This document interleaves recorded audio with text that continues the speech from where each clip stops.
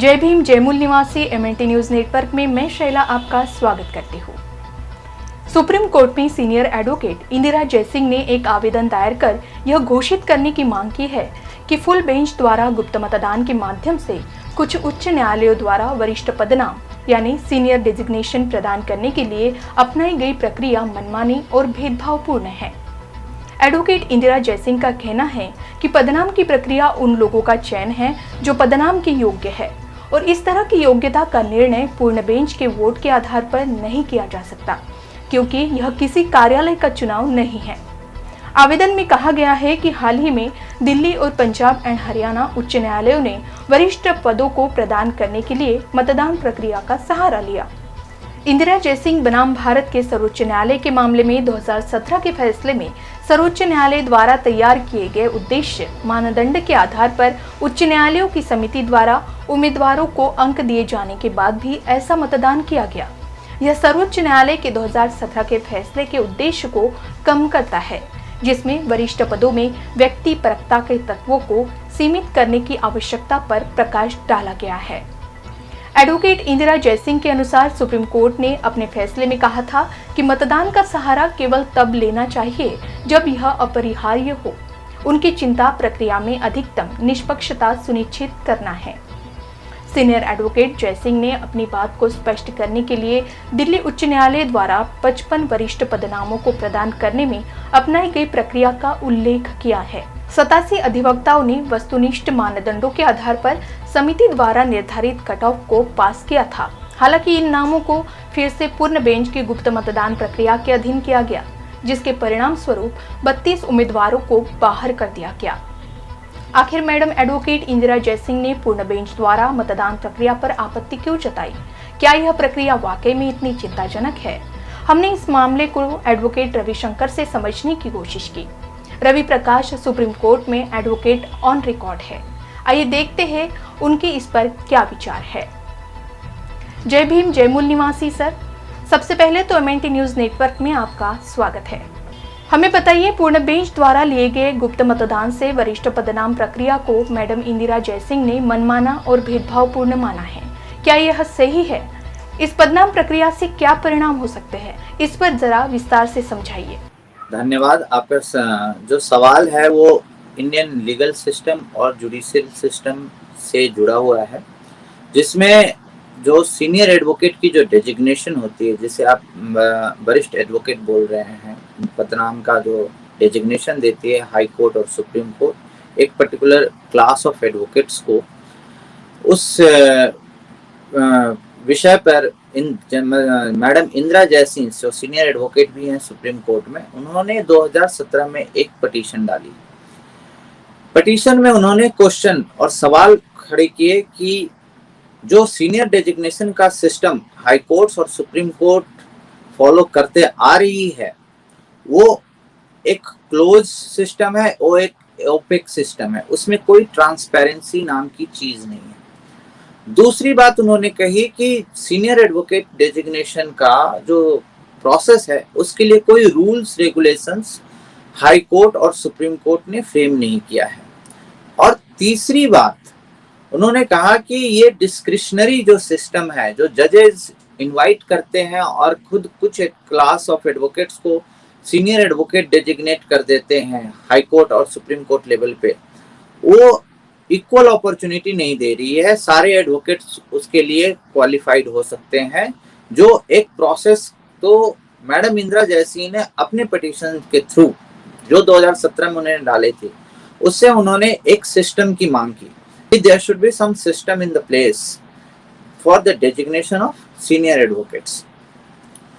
अब उस पिटीशन में उन्होंने सबसे बड़ी जो 4 बिंदुओं पे जो मांग की थी, वो थे कि ट्रांसपेरेंसी होनी चाहिए, अकाउंटेबिलिटी होनी चाहिए, मेरिट को जगह मिलना चाहिए, और चौथा इक्वल अपॉर्चुनिटी।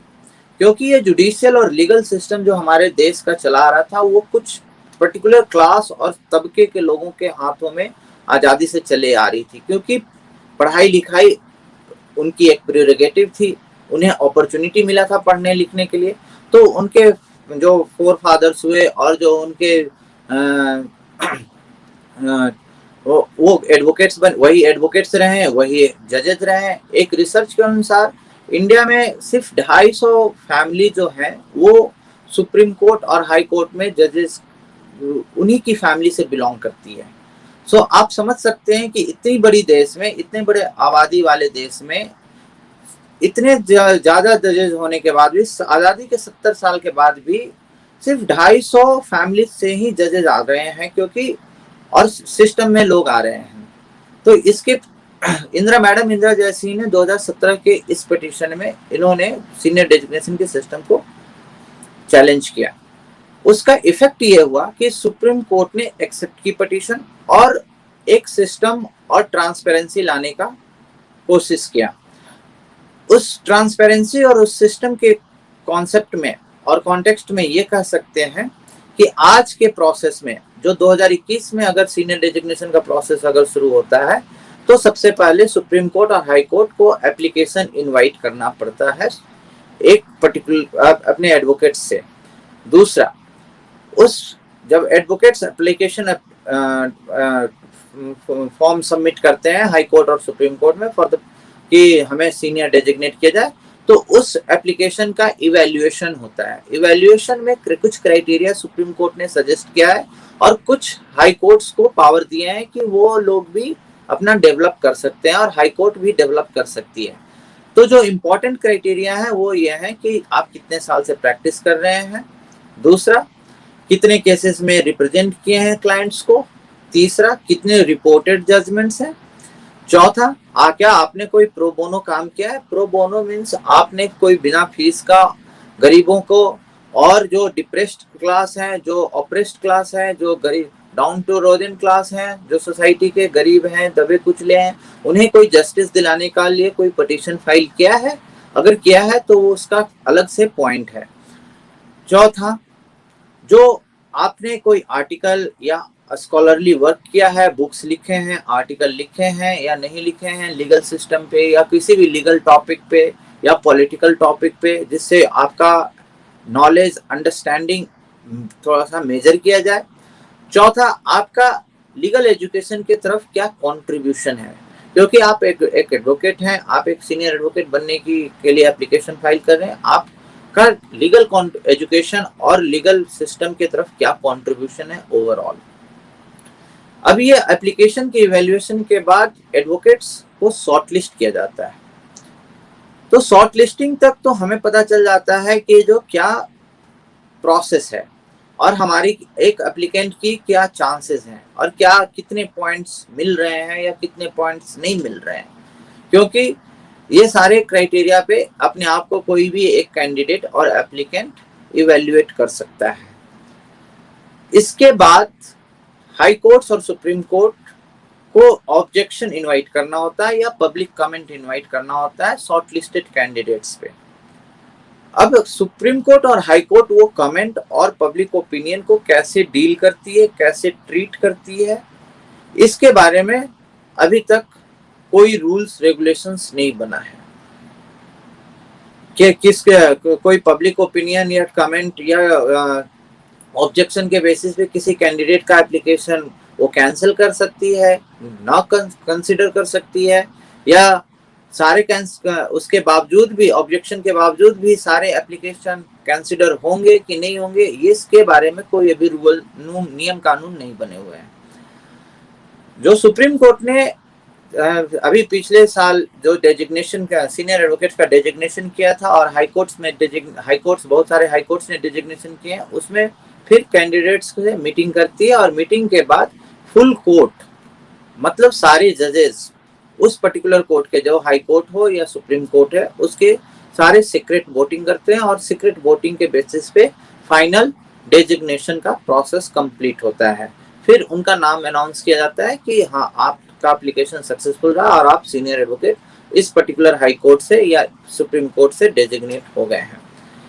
ये है मैडम इंदिरा जयसिंह की पिटीशन का परिणाम, जो एक सिस्टम, ट्रांसपेरेंसी एंड अकाउंटेबिलिटी लाने की कोशिश उन्होंने की थी।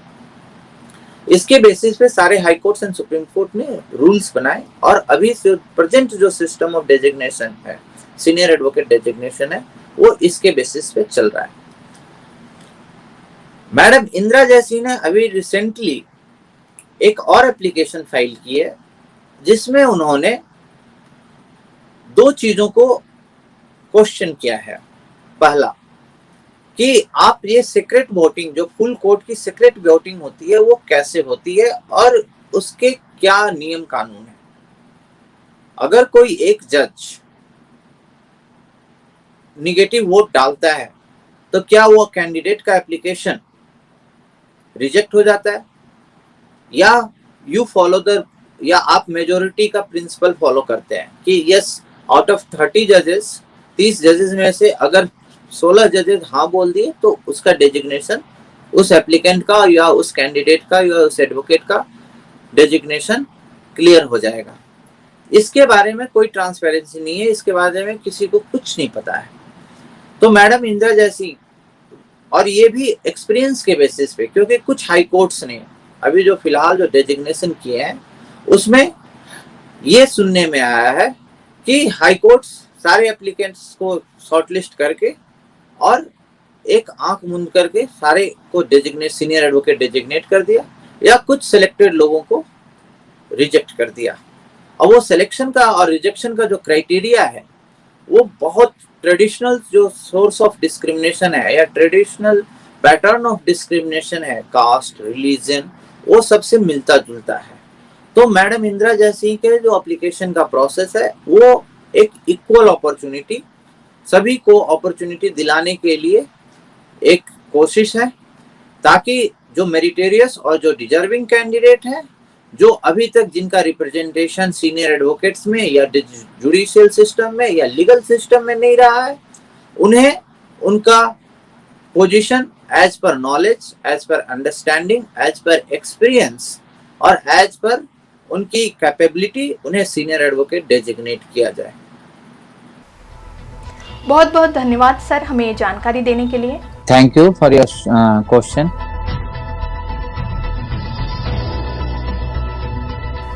इस वीडियो पर अपनी प्रतिक्रिया लिखें। मूल निवासी बहुजनों से जुड़ी अन्य खबरों के लिए हमारे YouTube चैनल और Facebook चैनल को लाइक, शेयर और सब्सक्राइब जरूर करें। जय भीम, जय मूल निवासी।